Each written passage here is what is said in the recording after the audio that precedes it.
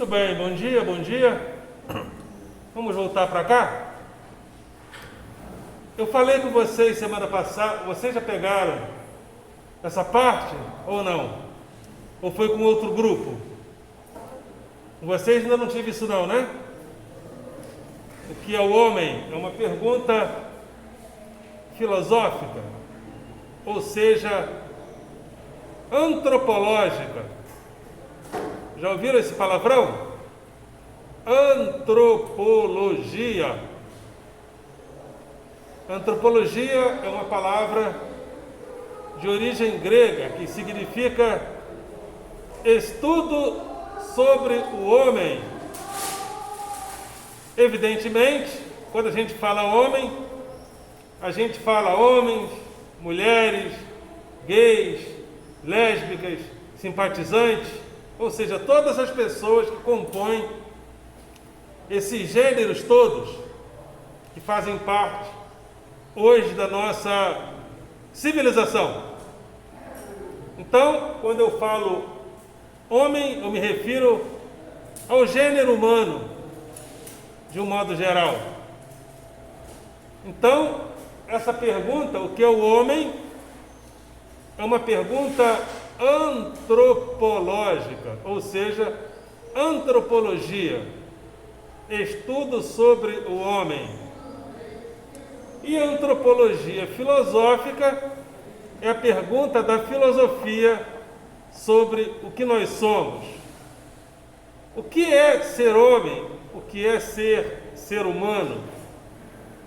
Porque quando a gente fala de ser humano, a gente fala de humanização, ou seja, nós nos humanizamos.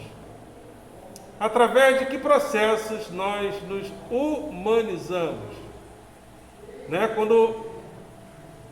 Através de que processo nós nos civilizamos, que é uma outra dimensão. Nós nos humanizamos e nós nos civilizamos. Ok? Vamos deixar o celular para depois? Então nós nos humanizamos e nós nos civilizamos através de processos de civilização e humanização. E quando a gente vai falar sobre o que é ser homem, o que é ser humano, o que é ser mulher e outros, a gente parte de pressupostos que só nós temos. Há características que só pertencem a nós, do gênero humano. Aí na aula passada, acho que eu falei com vocês, ou não, acho que era para o outro grupo, eu falei sobre a consciência, eu falei sobre a sexualidade, eu falei sobre essas duas coisas, eu lembro que eu falei. E a mundanidade, ou seja, a consciência de mundo. Então, para quem não esteve, eu falei sobre a consciência. Consciência é a ideia que nós temos de que nós sabemos sobre nós. Nós, seres humanos, temos uma ideia de que sabemos a nosso respeito. E uma vez que sabemos ao nosso respeito, temos a ideia de que nós podemos dominar o mundo à nossa volta. Na porrada, se a gente sair com um leão, dificilmente a gente vai levar vantagem. Mas como os leões não têm consciência, quem domina os leões somos nós, de uma certa forma. Criamos zoológicos, criamos reservas ecológicas para que eles habitem, porque nós temos a consciência, ou seja, sabemos, de certa forma, quem somos, nossos limites, e essa consciência de quem nós somos nos dá uma expectativa diferente sobre o mundo. Aí entra a mundanidade, ou seja, criamos um mundo de acordo com a nossa consciência do que somos. Então são dois aspectos que nos humanizam: a consciência e a mundanidade, a consciência que temos de mundo. E um terceiro aspecto também muito importante na humanização é a sexualidade. A sexualidade é todo o processo que envolve as nossas questões de gênero. Por exemplo, se nós vemos dois seres humanos, um homem, uma mulher, às vezes uma lésbica ou um gay, nós sabemos identificar pelo comportamento da sexualidade em que aspecto aquela pessoa está, em que espectro da sexualidade aquela pessoa está. Mas se você olha para dois cães, um macho e uma fêmea, você não consegue identificar o que é o que, ou qual é o macho e qual é a fêmea. Por quê? Porque os cães não têm sexualidade. As cadelinhas não colocam batonzinho, não colocam sainha, não desmunhecam. Isso são aspectos da sexualidade. Então só nós, seres humanos, temos sexualidade. Os cães, os gatos, os animais cruzam, mas eles não fazem sexo. Isso é um aspecto da sexualidade. Então, esses três aspectos fazem parte do que nós chamamos também de humanização. A consciência, a mundanidade, a ideia de mundo e a sexualidade. Também, um outro aspecto que eu vou colocar ali daqui a pouco é a ideia de linguagem. A linguagem faz parte do gênero humano, diferente da linguagem dos outros animais.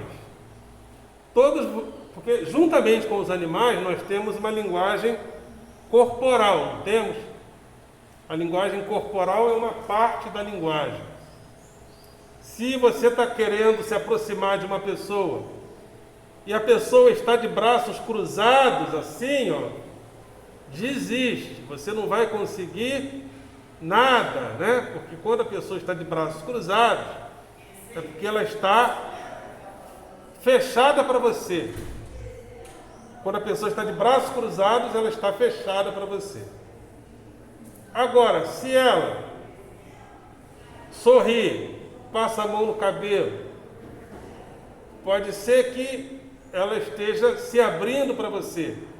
O corpo fala.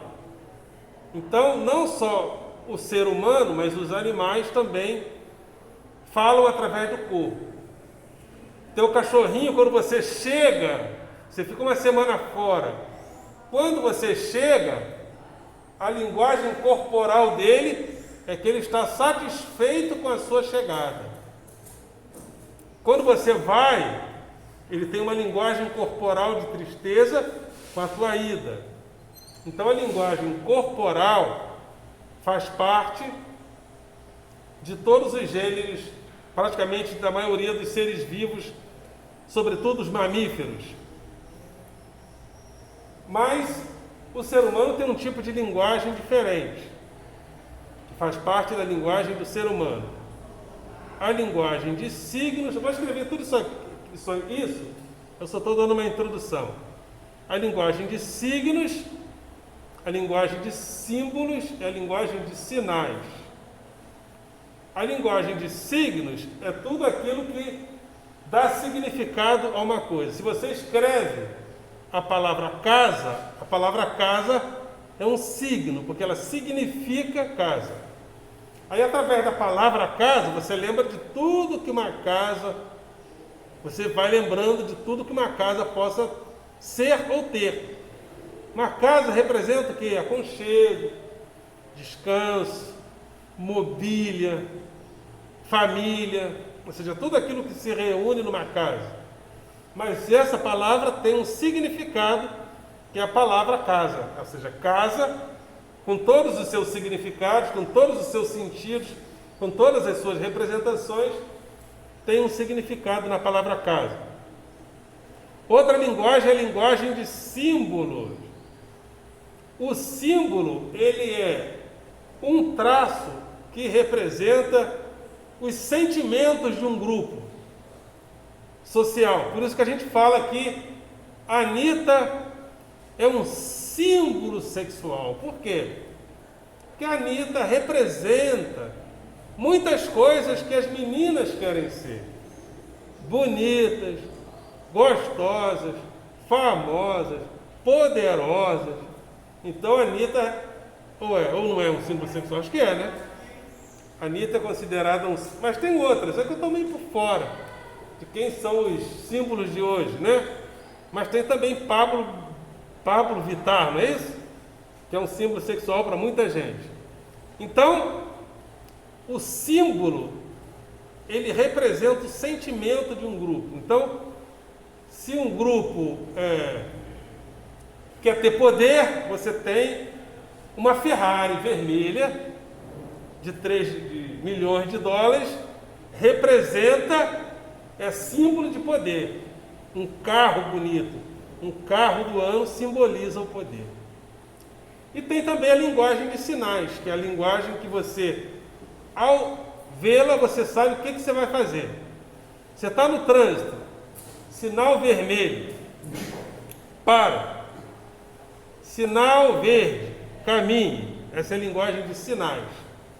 Então, por que eu estou falando isso? Para diferenciar a linguagem dos seres humanos com a linguagem dos animais.